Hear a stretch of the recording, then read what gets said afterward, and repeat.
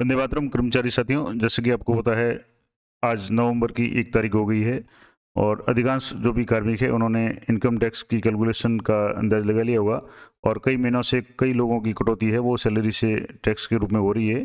लेकिन फिर भी एक जो पूरी बेसिक जानकारी आपको होनी चाहिए कि किस मद में आपको कितना टैक्स कटवाना है। इसके अलावा कौन कौन सी छूट आपको मिलेगी टैक्स में, और रिबेट के बारे में जैसे एटीडी क्या होगा, एटीजी क्या होगा, 80 TTA के अंतर्गत क्या छूट मिलेगी, किन किन को छूट मिलेगी, ओल्ड स्कीम और न्यू रिजिम और ओल्ड रिजिम जो है उसमें किस में फ़ायदा है, किस में क्या कटौती होगी, टैक्स की स्लैब क्या होगी, ये पूरी जानकारी मैं आपको इस वीडियो में दूंगा। तो जो भी लेखा विज्ञ है अक्टूबर माह की, उसके संदर्भ में पूरी डिटेल में दूंगा, क्योंकि ये ऑथेंटिक जो भी पत्रिका आती है उसमें जो भी चीज़ें दी हुई है वो ऑथेंटिक है। तो एक तो वो जानकारी दूंगा, और ये किस किस कैटेगरी में या किस किस मद में आप कितनी डिडक्शन करवा सकते हैं ताकि आपको अधिक से अधिक जो भी टैक्स में है वो रिबेट मिल सके, छूट मिल सके। तो इसके संबंध में मैंने कोशिश की है कि ये पूरा जो प्रोसेस है या वीडियो है वो 2 भागों में आपको बताऊंगा। पहले भाग में आपको ओल्ड और न्यू टैक्स रिजिम में जो भी डिफरेंस है उसके बारे में बताऊंगा, पूरा उदाहरण दे करके कि अगर आपकी बेसिक मान लो 10 लाख या 12 लाख अगर पूरे साल की अगर आपकी इनकम है तो उस पर कितना टैक्स ओल्ड रिजिम में कितना कटेगा, न्यू में कितना कटेगा। इसके अलावा जो वीडियो का अगला भाग होगा उसमें मैं आपको यानी अगली वीडियो में बताऊंगा कि कौन कौन सी डिडक्शन आप ले सकते हैं और इसका कितना बेनिफिट आपको मिल सकता है, कब कब मिल सकता है। जैसे ATG के बारे में बात करें तो धार्मिक संस्थानों वाला वो आप सीधे ले सकते हैं, या DDO उनको छूट दे सकता है या नहीं दे सकता है, या आपको ITR भरते समय उसकी छूट लेनी पड़ेगी, क्या प्रावधान है, वो सारी जानकारी मैं दूंगा। तो कृपया वीडियो पूरे देखें और दोनों वीडियो देखें। तो आइए शुरू करते हैं। सबसे पहले तो वेतन और अन्य भत्तों पर आयकर की जो गणना और छूट है उसके संबंध में। अभी जैसे वित्तीय वर्ष 2023-24 चल रहा है और जिसका कर निर्धारण वर्ष यानी असेसमेंट ईयर है वो 24-25 है। तो इसके लिए अभी आपको जो भी टैक्स वगैरह जो भी कटाना होगा वो आपको अपनी फरवरी माह की सैलरी तक आपको अनिवार्य रूप से कटा देना है, क्योंकि उसके बाद में अगर टैक्स ड्यू रहता है तो आपको चालान के द्वारा जमा कराना पड़ेगा। तो ये आप तभी कर पाएंगे जब आपके पास में कैलकुलेशन हो जाएगा कि इस वित्तीय वर्ष में आपकी कितनी इनकम हो रही है, उस पर कितना टैक्स बन रहा है, न्यू टैक्स रिजिम आपके लिए फायदेमंद है या ओल्ड है।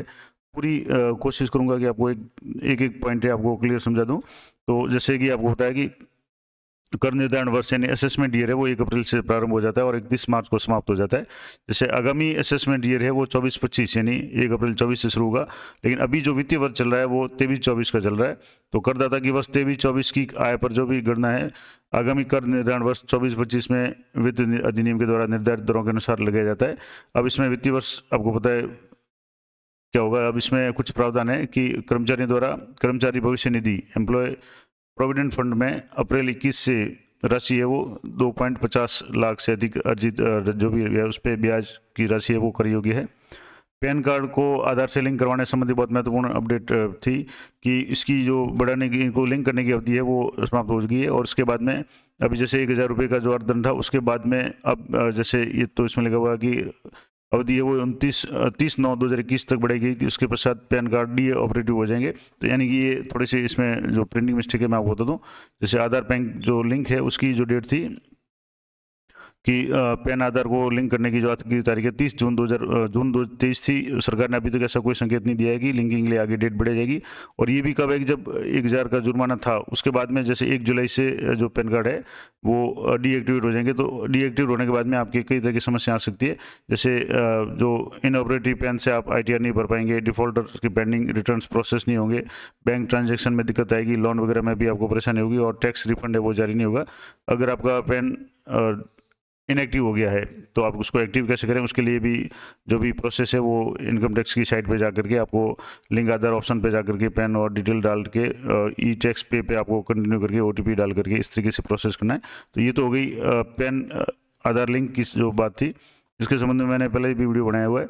अब जो नेक्स्ट पॉइंट है कि यदि किसी करदाता की किसी वित्तीय वर्ष में आयकर रिटर्न की अवधि रिटर्न दाखिल नहीं की जाती तो स्रोत पर कटौती की दर 5% या 5 या देय कर का 2 गुना की दर से TDS कटौती की जाएगी। और 75 वर्ष से अधिक के वरिष्ठ नागरिक जिनकी ब्याज आय है यानी जिनको इंटरेस्ट मिल रहा है और जिस बैंक से ब्याज की आय है उसने TDS की कटौती कर ली है, उनको आयकर रिटर्न से मुक्त कर दिया गया है। अब सबसे इम्पोर्टेंट बात जो मैं आपको बता रहा था कि आयकर की गणना के पास में आपके अभी 2 विकल्प हैं। वित्त मंत्रालय भारत सरकार की तरफ से 2 विकल्प दिए हुए हैं, एक है न्यू रिजिम और एक है ओल्ड रिजिम। यानी जो पुरानी एक तरह से सिस्टम और एक नया सिस्टम। अब इसमें जो एक विकल्प तो पहला है कि जिसमें ओल्ड स्कीम है या ओल्ड रिजिम है, उसमें आपके किस तरीके से होगा, तो कोई व्यक्ति या HUF यानी इंडिविजुअल अनडिवाइडेड फैमिली है या AOP है, BOI है, सरकारी संस्थानों को छोड़ करके इंडिविजुअल HUF और इनको के लिए जो उनके लिए क्या होगा कि जैसे 2,50,000 तक जो भी टैक्स है वो शून्य है, यानी 2.5 लाख तक अगर आपकी इनकम है तो आपको टैक्स देने की आवश्यकता नहीं है। उसके बाद 2,50,001 रुपये से लेकर के 5 लाख तक जो भी आय है उस पर 5% टैक्स बनेगा, यानी जो भी आगामी 2.5 लाख होंगे उन पर 5% टैक्स बनेगा। उसके बाद में 5 लाख से 10 लाख तक की अगर आय है तो आपको 20% टैक्स, और 10 लाख से ऊपर की आय है तो आपको 30% टैक्स देना पड़ता है। ये जो पुरानी स्कीम है।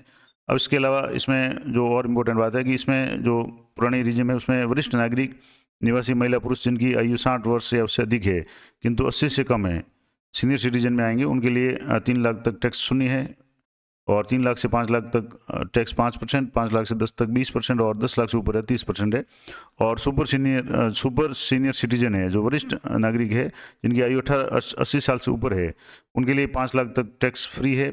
इसके बाद में 5 से 10 लाख तक 20%, और 10 लाख से ऊपर है 30%। तो ये तो पूरा जो प्रोसेस हो गया या प्रावधान हो गया जो पुरानी स्कीम का था। अब न्यू जो रिजिम है यानी विकल्प 2, अगर आप एक नंबर विकल्प चुनते हैं तो आपको इस अनुसार आपका टैक्स कैलकुलेट होगा।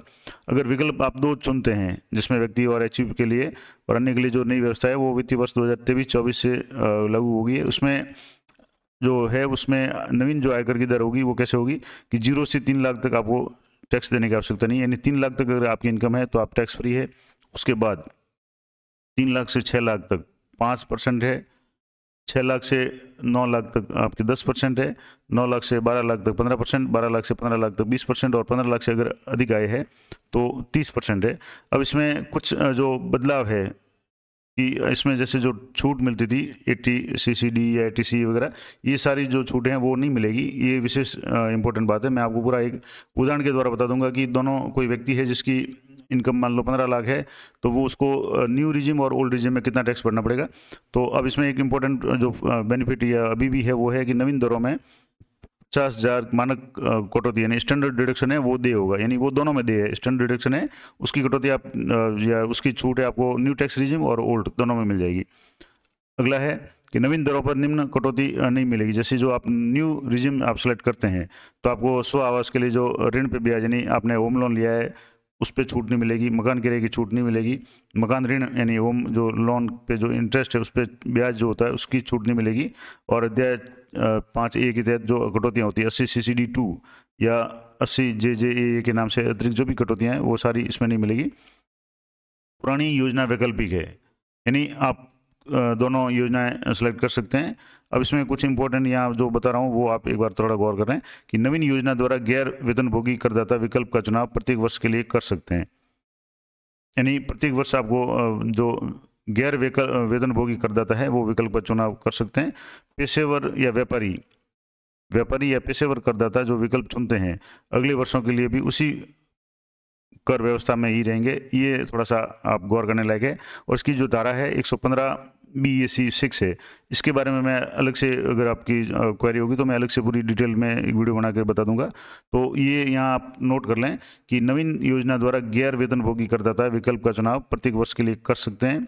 व्यापारी और पेशेवर करदाता जो विकल्प चुनते हैं अगले वर्षों के लिए भी उसी कर व्यवस्था में रहेंगे। ये थोड़ा सा आप इसको गौर कर लें। अब है कि मान लो जैसे दोनों में से कोई भी विकल्प आपने चुन लिया, उसके जो भी टैक्स कैलकुलेट होगा उसके ऊपर उपकर यानी जो टैक्स बनेगा उसमें उपकर और लगेगा। जैसे हेल्थ और एजुकेशन सेस जो लगता है वो 4% की दर से लगता है, और ये कर निर्धारण वर्ष 18-19 से दे है। तो जो भी टैक्स आपके बनेगा उसमें 4% जो सेस बनेगा हेल्थ और एजुकेशन सेस वो आपको अलग से देना पड़ेगा। तो उसका कैलकुलेशन आप दोनों में होगा, तो वो कॉमन है। उसके बाद में जो सरचार्ज की जो दरें हैं आयकर की जो भी होगा वो आयकर पर दे होगी। अब जैसे वो दरें क्या होगी, तो जैसे 50 लाख से 1 करोड़ तक 10%, 1 करोड़ से 2 करोड़ तक 50%, और 2 करोड़ से 5 करोड़ तक 25%, और 5 करोड़ से अधिक 37%। और चौथा है कि विकल्प मतलब इसमें अब तुलना की गई है, जो मैंने आपको कहा था कि विद्यमान दरों में नवीन और जो वैकल्पिक दरों की आयकर की जो कटौती का तुलनात्मक विवरण, यानी अगर आप पुरानी जो ओल्ड रिजिम आप सेलेक्ट करते हैं तो आपको कितना टैक्स देना पड़ेगा, और नवीन जो दर है उस पर कितना टैक्स देना पड़ेगा, यानी न्यू रिजिम आप सेलेक्ट करते हैं तो आपको कितना टैक्स देना पड़ेगा। एक मैं आपको फॉर्मेट बता दूंगा, जैसे इस तरीके जो आपके सबसे पहले तो आपको इस तरह का जो भी आपका गणना पत्र है वो तैयार करना है, जिसमें मार्च 23 से लेकर के ये 24 तक का जो भी, फरवरी 24 तक का जो भी वेतन वगैरह है वो आपको एंटर करना है, डीए वगैरह आपको जो भी मिला है। इसके अलावा अन्य जो भी इनकम, अगले वीडियो के अगले भाग में आपको बता दूं कि कौन कौन सी चीज़ें आपके टैक्स में कैलकुलेट होगी, कौन सी नहीं होगी। टीए बिल आपने उठाया है, अगर मान लो 50,000 60,000 या कोई, वो टैक्स कैलकुलेट होगा या नहीं होगा। बोनस मिला है वो कैलकुलेट होगा कि नहीं होगा। या मान लो कोई पेंशनर है, उनको कम्युनिटी वगैरह या 300 PL का जो सरेंडर का मिला है वो कैलकुलेट होगा कि नहीं, वो पूरी जानकारी मैं आपको अगले वीडियो में दूंगा या इसी वीडियो के अगले भाग में दूंगा। तो अब ये तो हो गया गणना पत्र एक तरह से, जो आप GA55 आप पे मैनेजर से डाउनलोड कर लें और उससे ये आसानी से आपके एकदम एक्यूरेट फिल हो जाएगा। उसके बाद में यहाँ दो तरह के जो ऑप्शन दिए हुए हैं, जो फॉर्म है, एक तो है न्यू टैक्स रिजिम, और जिसमें यहाँ भी जो 50,000 तक है स्टैंडर्ड डिडक्शन की छूट दी हुई है एक सेक्शन धारा 16 IA के तहत। इसके अलावा ये तो हो गया, इसमें जो भी टैक्स है वो मैंने पहले बता दिया आपको कि 3 लाख तक जीरो है, उसके बाद में 3 से 6 5 है, 6 से 9 10% ये। और अगर ओल्ड रिजिम सेलेक्ट करना चाहते हैं तो उसके लिए इस तरह का जो फॉर्मेट होगा, जिसमें स्टैंडर्ड डिडक्शन इसमें भी 50,000 है। इसके बाद में यहाँ ATC जो धारा US ATC, ATCCC और ATCCD1 इनके तहत जो भी है, जैसे LIC है, जीवन बीमा है, NSC यानी PPF है, या NSS है, GPF है, या ग्रुप इंश्योरेंस है, या होम लोन वगैरह है, ये सारे सुकन्या समृद्धि योजना वगैरह, इनमें जो भी है वो आप अधिकतम 1,50,000 तक छूट ले सकते हैं। कटौती आपकी भले भी 2 लाख 2.5 लाख हो, लेकिन आपको छूट है वो 1,50,000 तक ही मिलेगी। इसके अलावा जो भी अन्य जो डिडक्शन है, जिसमें ATD में चिकित्सा वगैरह, ATDD और ATDDB है, इसके अलावा ATDE है उच्च शिक्षा के लिए, धर्म शिक्षा के लिए, इसके बारे में मैं विस्तार से अगली वीडियो में बताऊंगा। तो इस तरीके से आपको ये दोनों फॉर्मेट मैं टेलीग्राम पर उपलब्ध करा दूंगा, वहाँ से आप भर करके चेक कर सकते हैं कि आपका कितना टैक्स बन रहा है। अब बात कर रहे हैं, जैसे कोई कार्मिक है जिसकी जो वार्षिक इनकम है 15,50,000 है, तो न्यू टैक्स रिजिम में भी जो आय है वो सेम है और ओल्ड में भी सेम है। अब जैसे ओल्ड अगर अपनाते हैं तो मानक कटौती यानी स्टैंडर्ड डिडक्शन का छूट, इसको मान लो 50,000 मिल गया। उसके बाद में उसका कोई मकान ऋण चल रहा है तो मकान ऋण पे जो भी ब्याज है उस पर छूट है, उसकी ब्याज की जो छूट है, किस्त की नहीं है, ब्याज की जो छूट है वो मान लो 50,000 है। तो इस प्रकार से जैसे मान लो 1 लाख की उसको छूट मिल गई तो 14,50,000 था, उसकी 15,50,000 की जगह उसकी जो शेष हो जाएगा 14,50। उसके बाद में ATC में जैसे LIC PPF जो LIC PLI SI GPF वगैरह वो सारी कटौती मिला करके 1,50 हो गई, क्योंकि मैंने बताया इससे ज़्यादा कटौती ATC में नहीं मिलेगी। तो ये भी कटौती डिडक्शन होगी। तो मान लो 1 लाख ये हो गया और 1,50,000 ये हो गया, इसका मतलब हो गया 2,50,000 की अगर छूट मिल गई तो उसकी जो शेष राशि होगी वो 13 लाख हो गई। जबकि जो न्यू अगर आप रिज्यूम एडेप्ट करते हैं, न्यू रिज्यूम एडेप्ट करते हैं तो आपकी इनकम जो है जैसे 15,50,000 है, तो उसमें आपको सिर्फ मानक कटौती यानी स्टैंडर्ड डिडक्शन की 50,000 की ही छूट मिलेगी, इसके अलावा कोई छूट नहीं मिलेगी। अब इसमें जैसे मान लो और भी कोई छूट इसमें जोड़ दें, यानी जैसे होम लोन भी उसके व्यक्ति के है 1,50,000 की, उसके ATC में डिडक्शन भी है, मेडिक्लेम का उसने 50,000 का इंश्योरेंस करवाया हुआ है या मेडिक्लेम जो भी जैसे ATD में छूट ले रहा है, इसके अलावा दान दे दिया ATG में, उसकी भी छूट मान लो 10,000 ले रहा है, और इस तरीके से ये छूट हो गई 60,000, यानी 15,50 में से इसको 1 लाख की छूट ये हो गई और 1.5 लाख की हो गई, यानी 2.5 लाख और प्लस ये, तो 2,10,000 की अगर इसको छूट मिल जाती है तो इसकी जो कर योग्य आय है वो 12,40,000 हो जाएगी। जबकि जो नवीन रिज्यूम आप लेंगे तो आपकी जो स्टैंडर्ड डिडक्शन के अलावा कोई छूट नहीं मिलेगी, तो आपकी जो कर योग्य आय है वो 15 लाख रहेगी, 15,50 की जगह 15 हो जाएगी, यानी 50,000 है वो मानक डिडक्शन है, स्टैंडर्ड डिडक्शन है वो कटौती हो जाएगी। अब आपको जो टैक्स की जो कैलकुलेशन होगी उसमें आपको फर्क देखना है। जैसे यहाँ कर योग्य आय तो 12,40,000 है, लेकिन यहाँ 15 लाख है, कर योग्य आय यहाँ ज़्यादा है, लेकिन जो टैक्स का जो स्लैब है तो इसमें जैसे पुरानी जो स्लैब है इसमें 2.5 लाख तक टैक्स जीरो है, तो यहाँ जीरो आ जाएगा। 2.5 लाख से 5 लाख तक टैक्स है 5%, यानी 2.5 से 5 के बीच में 2.5 लाख हो गया। 2.5 लाख का 5% के हिसाब से 12,500 रुपये टैक्स बन गया। 5 लाख से 10 लाख का जो भी इसकी अमाउंट है, क्योंकि ये 12,40 पे आपको कैलकुलेट करना है, तो 5 लाख से 10 लाख के बीच में 5 लाख की राशि हो गई, और 5 लाख का 20% के हिसाब से जो भी हो गया वो आपके 1 लाख हो गया। इसके बाद में 10 लाख से ऊपर की आय जो है इनके जैसे 12,40 है तो 2,40 हो गई, 2,40,000 पे 30% टैक्स है, तो 24 को 30 से गुणा करें तो 72,000 रुपये ये टैक्स बन जाएगा। तो ये कुल जो इसकी आय हो गई, मतलब टैक्स हो गया 12,500, उसके अलावा 1,00,000 और 72,000, कुल मिलाकर के इनका जो टैक्स बन गया 1,84,500। इसके बाद में जो शिक्षा उपकर है, वो जो एजुकेशन सेस है, वो आपको 4% सभी पे दे है, तो वो इसका 4% है, 1,84,000 का 4% है, वो 7,380 हो गया। इस प्रकार कुल जो टैक्स है वो आपके 1,91,880 हो गया। तो यानी किसी व्यक्ति की 15,50 इनकम है, यानी 15,50,000 इनकम है, उसके होम लोन भी लिया हुआ है, 80C में 1,50,000 की पूरी कटौतियाँ भी है, मेडिक्लेम भी, उसके हेल्थ इंश्योरेंस भी करवाया हुआ है, उसने किसी संस्था को दान भी दिया हुआ है, ये सारा कैलकुलेट करने के बाद भी उसका जो टैक्स है 1,91,880 बन रहा है। अब बात करेंगे न्यू रिजिम की। तो न्यू रिजिम में जैसे आप देखेंगे तो यहाँ जो जैसे इसको छूट है वो सिर्फ 15,500 में से 15,50,000 में से 50,000 की डिडक्शन की छूट मिलेगी, स्टैंडर्ड डिडक्शन की। टैक्स योग्य आय होगी 15 लाख। उसके बाद में जब कैलकुलेट करेंगे तो जो आय है, तो जैसे 3 लाख तक आय है वो तो शून्य हो गई। अब 3 लाख से 6 लाख तक जो आय है, यानी 3 लाख रुपए, उसका 5%, यानी 3 लाख का 5%, यानी 3 गुणा 5 15, तो 15,000 रुपये तो इसका टैक्स बनेगा 6 लाख तक। उसके बाद में 6 लाख से 9 लाख तक की इनकम है तो उस पर 10% मिलेगा, यानी 3 लाख का 10%, यानी 30,000। उसके बाद में 9 से 12 तक तो 3 लाख ये हो गया, और 3 का 15% के हिसाब से 45,000 रुपये, और 12 लाख से 15 लाख तक जो यानी 3 लाख एक्स्ट्रा इस पर ऊपर हो गया, उसका 20%, यानी 3 लाख का 20%, 3 गुणा 20 कर दिया तो ये 60,000 टैक्स बन जाएगा। तो इस स्कीम में जैसे इसमें टैक्स बन गया 15,000, 30,000, 45, 60,000, कुल मिला के टैक्स बना 1,50,000। उसके बाद में 4% इस पर जो सेक्स बनेगा, एजुकेशन सेस या जो भी है वो बनेगा आपके 6,000 रुपये, क्योंकि इसका 4%, यानी 1,50,000 का 4% निकालेंगे तो 6,000 आ जाएगा। कुल जो टैक्स बनेगा वो 1,56,000 बनेगा। तो अब आपको ये डिसाइड करना है कि आपके लिए कौन सी स्लैब है वो फ़ायदेमंद है। मैं आपको दोबारा एक बार पूरा विस्तार से समझा देता हूँ कि अगर आप जो ओल्ड स्कीम लेते हैं जिसमें आपके 1,50,000 की LIC, GPF, SI वगैरह सारी छूट है, हेल्थ इंश्योरेंस आपने करवाया हुआ अलग से, उसका आपने छूट ले ली। जैसे यहाँ हेल्थ इंश्योरेंस की आपने मान लो 50,000 की छूट ले ली। आपकी होम लोन है उस पर आपको ब्याज की 50,000 छूट मिल गई, और भी आपने संस्थाओं को दान कर दिया, धार्मिक संस्थाओं वगैरह को, तो उसमें भी आपने छूट ले ली। सारी छूट लेने के बाद भी आपकी टैक्स आय योग्य आय 12,40,000 है, उस पर भी टैक्स है वो आपके 1,91 बन रहा है, जबकि यहाँ 15 लाख की इनकम है और कोई डिडक्शन, स्टैंडर्ड डिडक्शन के अलावा कोई अन्य कटौती है वो मान्य नहीं है, फिर भी टैक्स है वो 1,56,000 बन रहा है। तो लगभग मेरे ख्याल से जितने भी कर्मचारी है सभी के लिए जो न्यू टैक्स रिजिम है, खास करके जिनकी अच्छी वेतन है या ज़्यादा है, वो सभी न्यू टैक्स रिजिम अपनाएंगे तो उनके लिए ये फ़ायदेमंद रहेगा। अब बात करते हैं कि वेतन में या आय में आपकी क्या क्या चीज़ें जुड़ेगी और क्या नहीं जुड़ेगी। ये बहुत महत्वपूर्ण बात है।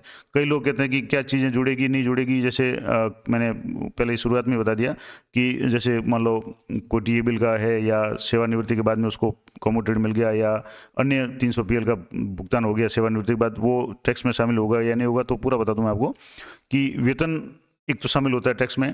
वेतन में क्या क्या होगा, विशेष वेतन है, महंगाई वेतन है, बकाया वेतन है, अग्रिम वेतन है, पेंशन है, ये टैक्स में शामिल होता है।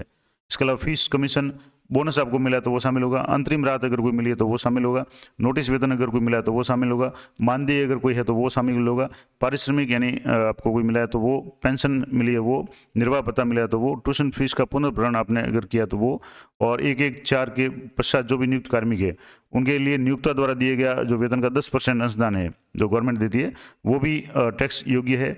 उसकी भी कैलकुलेट आपको करके फिर वापस उसकी छूट मिल सकती है, वो अलग बात है। और AIS है तो 14% पेंशन है वो भी आपके टैक्स के दायरे में आएगी। अब कर योग्य भत्ते कौन से हैं, ये तो हो गया वेतन। इसके अलावा कुछ भत्ते, कई कर्मचारियों को अलग अलग तरह के भत्ते मिलते हैं।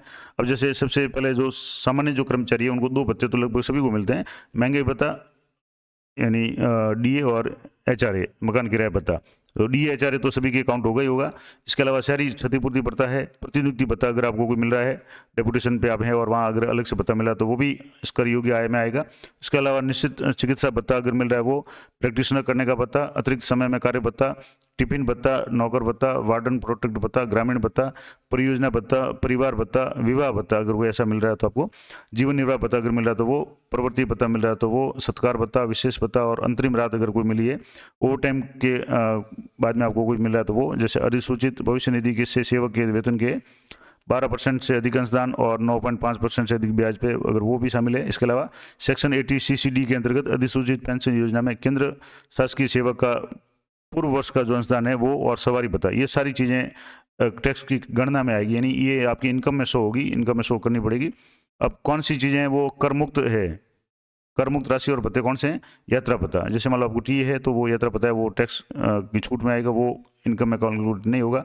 दैनिक भत्ता अगर कोई मिल रहा है तो वो, सवारी भत्ता मिल रहा है तो वो, सहायक भत्ता या विद्या उपार्जन भत्ता है वो, इसके अलावा अगर वर्दी भत्ता मिल रहा है तो वो भी आपके टैक्स की उसमें नहीं आएगा कैलकुलेशन में। इसके अलावा रिटायरमेंट पे उपार्जित अवकाश का नकदीकरण, यानी आप सेवानिवृत्त हो गए और आप 300 जो PL है उसका भुगतान आपको 5 लाख 10 लाख हो गया तो वो भी आपके टैक्स फ्री आएगा, यानी टैक्स की इनकम में कैलकुलेट नहीं होगा। इसके अलावा ग्रेचुटी है, 20 लाख तक की ग्रेचुटी आपने ली है तो वो भी आपके टैक्स में नहीं आएगी। और पेंशन का रूपांतरण यानी कम्यूटेड है तो वो भी आपके टैक्स के दायरे में नहीं आएगा। अब बात करते हैं स्वैच्छिक सेवानिवृत्ति योजना VRS, अगर किसी कार्मिक ने लिया तो उसके लिए क्या होगा। तो इस योजना के अंतर्गत स्वैच्छिक सेवानिवृत्ति ग्रहण करने वाले या सेवा समाप्ति पर प्राप्त राशि या प्राप्त करने योग्य राशि या किस्तों में प्राप्त राशि या किस्तों में प्राप्त योग्य राशि धारा 10 यानी 10C के अंतर्गत कुल मतलब अधिकतम 5 लाख तक की आय है वो और आयकर राहत प्रदान कर सकता है, प्राप्त कर सकता है। लेकिन धारा 10 यानी 10C में लाभ प्राप्त करने के पश्चात धारा 89(1) के तहत आयकर राहत नहीं मिलेगी, ये विशेष ध्यान रखें। इसके अलावा वाहन भत्ता है, कन्वीनियंस जो अलाउंस है उसमें कार्यालय के कर्तव्य पालन के लिए खर्च किए गए खर्च की सीमा तक वाहन भत्ता कर मुक्त है। अब जैसे इसमें एक और इम्पोर्टेंट है कि वेतन और पेंशन से अनुग्रह छूट जिनको सकल वेतन से कम किया जाएगा। अब मकान किराए की बात करें तो मकान किराया कई लोग कन्फ्यूज होते हैं कि मकान किराए की छूट ले सकते हैं नहीं ले सकते हैं। अब मान लो अगर आप न्यू टैक्स रिजिम अपनाते हैं तो उसका कोई मतलब नहीं रहता, लेकिन अगर आप ओल्ड टैक्स रिजिम में है तो उसके लिए क्या सिस्टम है।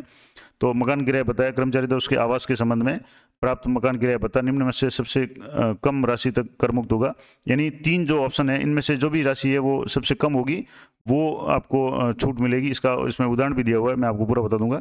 तो जैसे वास्तव में प्राप्त किराया जो मकान किराया आपने प्राप्त किया है एक तो वो कैलकुलेट करना है। उसके बाद में वेतन के 1/10 भाग से अधिक किराया का भुगतान अगर आपने किया है तो वो कैलकुलेट करना है। और निम्न के बराबर राशि यानी जैसे इसमें उदाहरण दिया हुआ कि जब आप आवास मुंबई, कलकत्ता, दिल्ली या मद्रास जैसे मेट्रो सिटी में हो तो संबंधित अवधि के लिए करदाता को देय वेतन का आधा भाग, और जब आवास किसी अन्य स्थान पे हो तो संबंधित अवधि के लिए करदाता को वेतन देगा 2/50 भाग है वो है। अब इसमें इस उद्देश्य के लिए वेतन में महंगे भत्ता भी शामिल होगा, और यदि नौकरी की शर्तों में ऐसा प्रावधान हो जैसे प्रोविडेंट फंड और भत्तों की आदि गणना करते समय इसमें शामिल करना हो, परंतु अन्य सभी भत्ते और अनुलाभ शामिल नहीं होंगे। करदाता द्वारा प्राप्त किया गया मकान किराया भत्ता कर से मुक्त नहीं होगा। अगर किस कंडीशन में आपको मकान किराए की छूट नहीं मिलेगी, करदाता अवश्य मकान का स्वामी यानी खुद का मकान हो, करदाता जिस मकान में रह रहा हो उसके लिए किराए चाहे जिस नाम से हो, भुगतान पर वास्तव में कुछ खर्च नहीं किया हो, यानी किराए पे रह रहा है लेकिन उसका भुगतान नहीं करा हो किराए का, तो भी आपको छूट नहीं मिलेगी। यानी कुल मिलाकर के अगर आप मकान किराए की छूट चाहते हैं तो उसका किराए का जो भी रसीद वगैरह है वो भी आपको जमा करानी पड़ेगी। कर मुक्त एचआरए की राशि है कर्मचारी की वेतन, एचआरए की राशि और भुगतान किया गया किराया और वह स्थान जहाँ आवास किराए पर लिया गया है पर निर्भर करती है। यानी आप किस सिटी में, मेट्रो सिटी में या अन्य सिटी में, जो सिटियों की कैटेगरी है उसके अनुसार XYZ जो भी उसके अनुसार, और यदि सभी घटक पूरे एक वर्ष समान हो तो कर मुक्त राशि वार्षिक आधार पर गणित की जा सकती है, अन्यथा किसी घटक में कोई बदलाव हो तो कर मुक्त राशि को मासिक आधार पर गणित किया जाएगा। अब इसमें एक उदाहरण दे रहा है कि कोई व्यक्ति अगर मान लो जयपुर में रह रहा है और मिस्टर X है वो जयपुर में रह रहे हैं, तो उनके लिए टैक्स की छूट किस तरीके से मिलेगी। तो जैसे मतलब उनका मूल वेतन है, प्रति वर्ष जो मूल वेतन है उसको 3 लाख रुपये मिल रहा है, मकान किराया भत्ता प्रति वर्ष उनको 54,000 मिल रहा है, और जयपुर में मकान किराए का जो भुगतान कर रहे हैं वो 75,000 कर रहे हैं, यानी जो किराया मिल रहा है मकान किराया उससे अगर अधिक भुगतान कर रहे हैं तभी ये स्थिति बनेगी, अन्यथा तो मुश्किल है। फिर भी आप कैलकुलेशन कर लें। अब इनमें से न्यूनतम जो कर मुक्त एचआरए है वो राशि इनको दे होगी। तो अब जैसे इन्होंने 3 जो ऑप्शन थे इसमें मैंने बताया था, तो पहला एक वास्तविक किराया कितना दिया, तो वास्तविक किराया दिया 54,000, इनको कितना मिला एचआरए 54,000 मिला, किराए का भुगतान और वेतन का 10% किराए का भुगतान इन्होंने किया 75,000, और जो वेतन का 10% यानी कुल वेतन 3 लाख था तो उसका 10% हो गया 30,000, तो इसका जो डिफरेंस है वो हो गया 45,000। इसके बाद तीसरा जो ऑप्शन था कि वेतन का 40%, क्योंकि मकान जयपुर में है तो वेतन का 40% यानी 3 लाख का 40% हो गया 1,20,000। तो अब अतः इसमें से जो न्यूनतम राशि है एक 1,20,000 हो गई, एक 45,000 हो गई, एक 54,000 हो गई। तो अब कर मुक्त जो एचआरए है वो 45,000 होगा, तथा एचआरए की कर योग्य राशि यानी कर युक्त, अब इसमें ये नहीं कि आपको 45 की छूट मिलेगी। अब आपको ये ध्यान रखना है कि कर युक्त जो कर मुक्त राशि HRA की है वो 45,000 रुपये है, जबकि आपको सरकार द्वारा भुगतान जो मकान किराए का वो 54,000 कर दिया है, तो आपको जो डिफरेंस है वही मिलेगा। तो इसकी जैसे इसमें लिखा हुआ कि HRA की कर योग्य राशि 54,000 रुपये माइनस 45,000 तो 9,000, यानी उसको जो भी छूट मिलेगी 9,000 की छूट मिलेगी मकान किराए में। उससे ज़्यादा अगर छूट लेते हैं तो फिर वो नियमानुसार गलत होगी। अब है मकान निर्माण के लिए ऋण पे ब्याज छूट। कई लोग होम लोन लेते हैं और कई लोग तो होम लोन इसलिए लेते हैं कि टैक्स में उसको फ़ायदा मिले, छूट मिले। तो उसके संबंध में क्या नियम है, पहले तो बता दूं कि अगर मान लो आप न्यू टैक्स रिजिम एडॉप्ट करते हैं तो इसका कोई मतलब नहीं रहता। अगर पुरानी टैक्स रिजिम एडॉप्ट करते हैं तो आपको कितनी छूट मिलेगी, तो जैसे इसमें लिखा हुआ है ऋण की अवधि कब लिया था आपने, जैसे 1/4/2019 तक अगर 99 तक ले लिया था तो आपको 30,000 की छूट मिलेगी। अगर 1/4/99 से 31/3/2019 तक लिया हुआ है तो आपको 1,50,000 की अधिकतम छूट मिल सकती है। और 1/4/2019 से आपने टैक्स मतलब होम लोन लिया है जैसे अभी चल रहा है, या 1/4/19 के बाद में अगर आपने लिया है तो अधिकतम आपको 2 लाख की छूट मिल सकती है। तो ये तो छूट मिल गई। अब मरम्मत के लिए आपने कोई लोन लिया है या पुनर्निर्माण के लिए कोई ऋण लिया हुआ है तो अधिकतम उस पर 30,000 रुपये की ब्याज की छूट मिलेगी। इसके अलावा मनोरंजन भत्ता है, उसकी वास्तविक छूट मिलेगी। व्यवसाय कर है, वास्तविक राशि और मानक कटौती अधिकतम है, स्टैंडर्ड डिडक्शन है वो 50,000 की छूट है, वो सभी को पता है।